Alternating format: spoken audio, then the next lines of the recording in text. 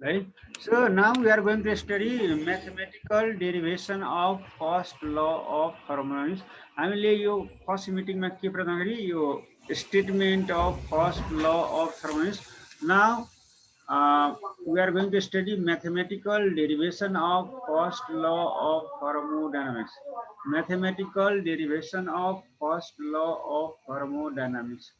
यसमा यो mathematical derivation गर्नको लागि के गर्नु पर्यो भन्दाखेरि let us consider a system whose initial internal energy is E1.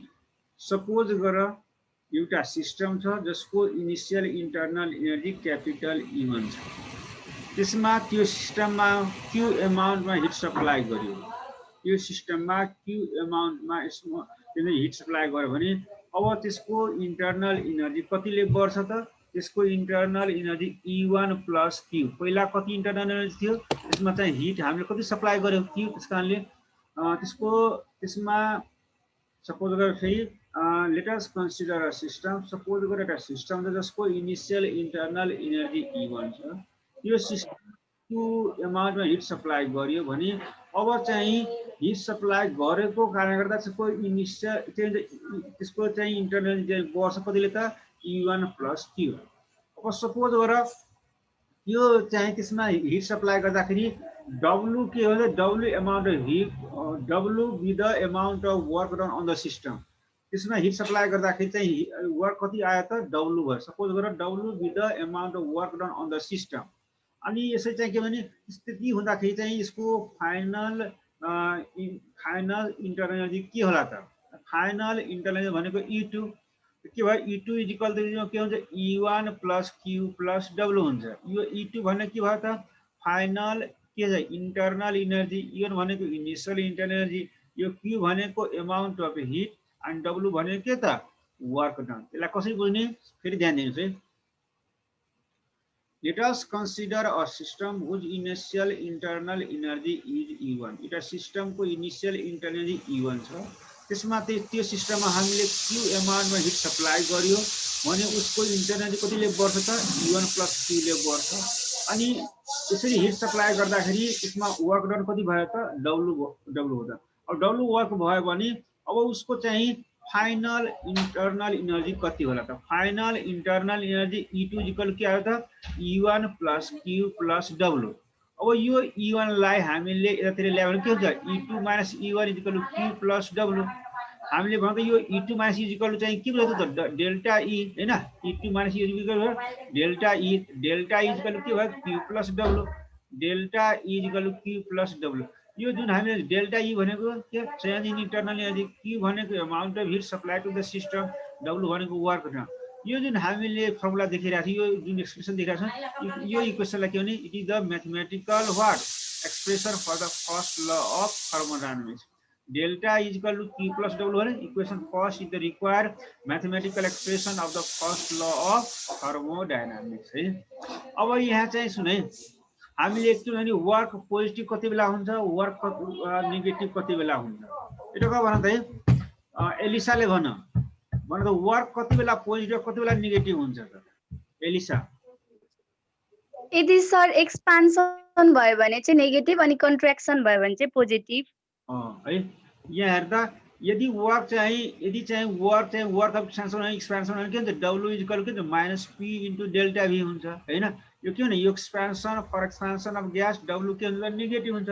W equal to के? Minus P into delta V। P भनेको के भयो? प्रेसर, डेल्टा V भनेको चेन्ज इन भोल्युम। त्यसो यो W लाई हामी इक्वेसन फर्स्टमा राखेर हेर्दा के हुन्छ त? डेल्टा E इक्वल टु के हुन्छ? अनि यो Q त छँदै छ, अनि W को साथमा के राख्ने त? माइनस P डेल V राख्ने। त यो के भयो त? Minus P del V। त्यसो Q इक्वल टु के होला त? Delta E plus P del V। त्यस्तै यदि वर्क अफ कन्ट्र्याक्सन भयो भने, वर्क अफ कन्ट्र्याक्सन भयो भने के हुन्छ? वर्क के हुन्छ? पोजिटिभ हुन्छ। W इक्वल के हुन्छ? P इन्टु डेल V हुन्छ। त्यस्तै पनि के हो र यो जुन W equal P del V कति बेला हुन्छ त? For contraction of gas.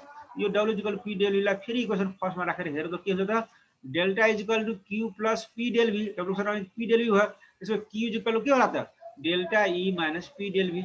यही हो तिम्रो के? Mathematical derivation of first law of thermodynamics. यति गाह्रो चाहिँ छैन। यसरी सरस्वती यसरी पढ, हेर, बुझ चाहिँ बुझिन्छ होला है। अब अर्को चाहिँ हेर यसमा अलिकता बुझ्नुपर्ने के भन्दाखेरि what are the advantage of first law of thermodynamics? First law of thermodynamics चाहिँ के बेनिफिट पाउँछौ त? What are the benefits?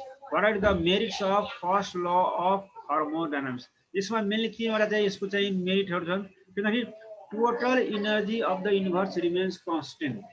यो चाहिँ युनिभर्सको एनर्जी जहिले पनि के हुन्छ त कन्स्टेन्ट हुन्छ। युनिभर्सको एनर्जी भने के त सिस्टम प्लस सराउन्डिङको टोटल एनर्जीलाई के भने युनिभर्सको एनर्जी भने र युनिभर्सको टोटल एनर्जी जहिले पनि के हुन्छ त कन्स्टेन्ट हुन्छ। अनि अर्को यसको एडभान्टेज के भन्दाखेरि एउटा फर्ममा भएको एनर्जीलाई अर्को फर्ममा कन्भर्ट गर्न सकिन्छ। जस्तो लाइटलाई चाहिँ के हुन्छ केमिकल एनर्जीमा, हिटलाई चाहिँ light एनर्जीमा, लाइटलाई one form of energy can be converted into another form. That is what different forms of energy are interconvertible. Interconvertible भनेको के त एउटा फर्ममा भएको एनर्जीलाई अर्को फर्ममा कन्भर्ट गर्न सक्नुलाई के भन्छ इन्टरकन्भर्टिबल। अनि यसले अर्को कुरा के पनि के भन्छ भन्दाखेरि जब एउटा फर्म अफ एनर्जीको चाहिँ के हुन्छ डिसएपियर हुन्छ, जब एउटा फर्म अफ एनर्जी चाहिँ तिम्रो के हुन्छ पतन हुन्छ, यो फिनिश हुन्छ, त्यतिकै बेला त्यतिकै एमाउन्टमा अर्को फर्म अफ एनर्जी के हुन्छ अवतरण हुन्छ है। जब चाहिँ तिम्रो प्लेन चाहिँ के गर्छ ल्यान्ड गर्छ त्यति बेला के हुन्छ त अर्को प्लेन चाहिँ फ्लाइ पनि गर्छ। त्यही हो कि जब एउटा फर्म अफ एनर्जी चाहिँ तिम्रो फिनिश हुन्छ, जति एमाउन्टमा त्यो एनर्जीको जति एनर्जीको मास थियो त्यो त्यतिकै मास भएको फेरि अर्को फर्म अफ एनर्जी पनि एपियर भएको। एउटाको चाहिँ पतन भयो भने अर्को के हुन्छ अवतरण हुन्छ, एउटाको चाहिँ पतन भने अर्को के हुन्छ आवागमन हुन्छ क्या। It is called what? When one form of energy disappears, then an equivalent amount of energy in another form what appears. These are advantage of first law of thermodynamics. यसमा लास्टमा अलिकता जो म 4-5 मिनेट लिन्छु limitations of first law of thermodynamics. What are the drawbacks? What is the disadvantage of first law of thermodynamics? सुन्नु ध्यान दिएर सुन्नुस् है, एकदमै सोधिरहेको छ। Write any two limitations of first law of thermodynamics चाहिँ सोच है। र हामीले के बुझ्नु पर्यो भन्दाखेरि first law of thermodynamics simply says the what direction of first law of thermodynamics. ल पिंकी दासले किन केर्या हो? पिंकी दास सर मिस्टेकली भएछ। हेर त यो तिमीले मेरो स्लाइडलाई बिगारिदियो तिमीले। Sorry sir. अनि सुन है के भन्दाखेरि फर्स्ट ल अफ थर्मोडायनामिक्सलाई के भन्दाखेरि एउटा फर्ममा भएको एनर्जीलाई अर्को फर्ममा चाहिँ कन्भर्ट गर्न सकिन्छ, यो फर्स्ट अफ थर्मोडायनामिक्स भनेको हो। तर यो लले यो भन्दैन कि ल यो ल के भन्छ यो अकॉर्डिंग टु दिस ल one form of energy can be converted into another form, but this law doesn't explain the direction and extent and direction of convertibility of one form of energy into another form. यसले simply के भन्छ एउटा फर्ममा भएको एनर्जीलाई अर्को फर्ममा लान सकिन्छ, तर कति एक्सटेन्टसम्म जान्छ त, कति एमाउन्टमा चाहिँ त्यो के हुन्छ एउटा फर्म अफ एनर्जी चाहिँ अर्को फर्ममा जान्छ र कुन डाइरेक्सनमा जान्छ के, कुन डाइरेक्सनमा जाने हो र कति एक्सटेन्टसम्म जाने हो के, त्यो कुरा यो लले भन्दैन। के भन्छ त it doesn't explain the extent. Extent भनेको कति हदसम्म कति एमाउन्टमा चाहिँ जान्छ। It doesn't explain the extent and direction भनेको कन्भर्ट त हुन्छ, एउटा फर्म अफ एनर्जी चाहिँ अर्को फर्ममा कन्भर्ट त हुन्छ, तर कुन डाइरेक्सनमा कन्भर्ट हुन्छ र कति एक्सटेन्टसम्म हुन्छ त्यो कुरा यसले बताउँदैन।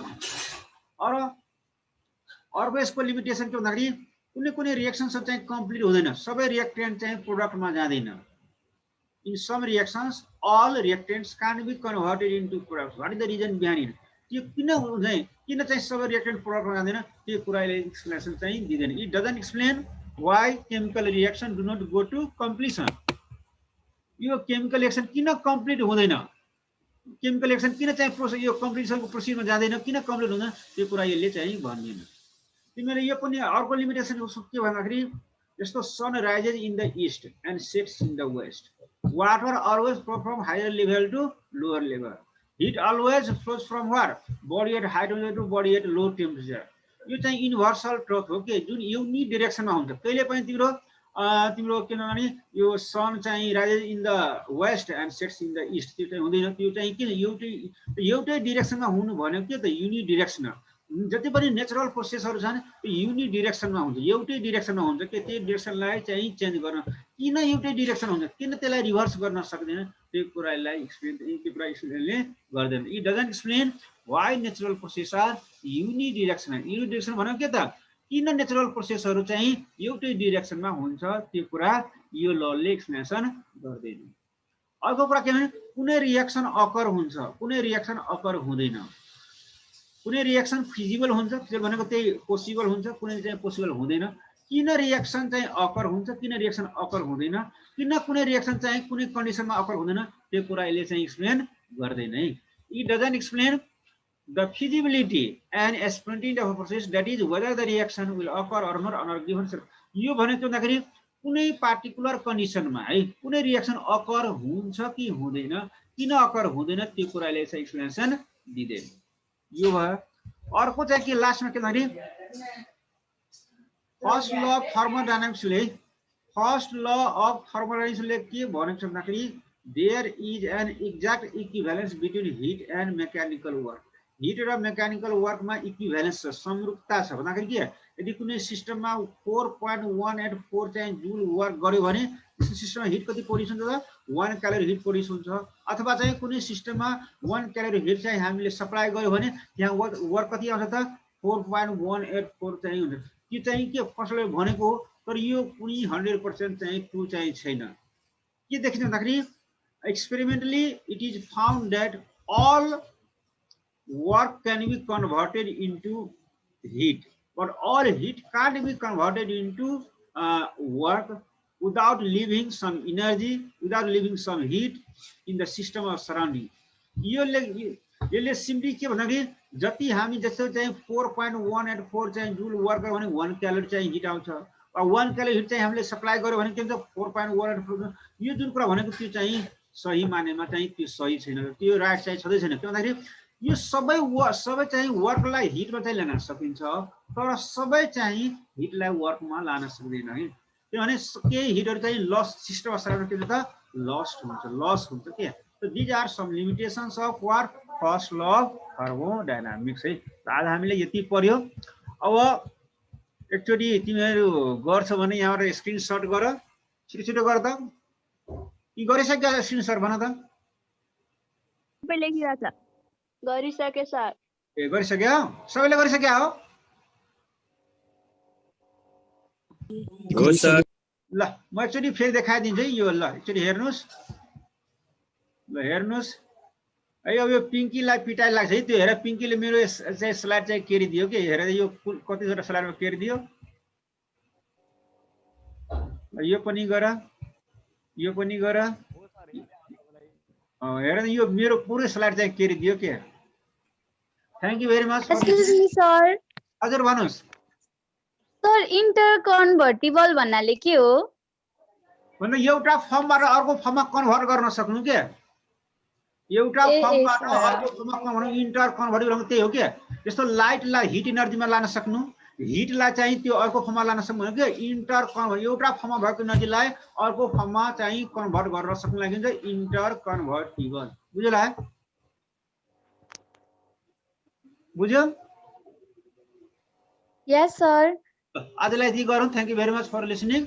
अनि भोलि हामी चाहिँ फेरि हिट अफ रिएक्सन चाहिँ सुरु गर्छौँ। ल थ्याङ्क यू भेरी मच है।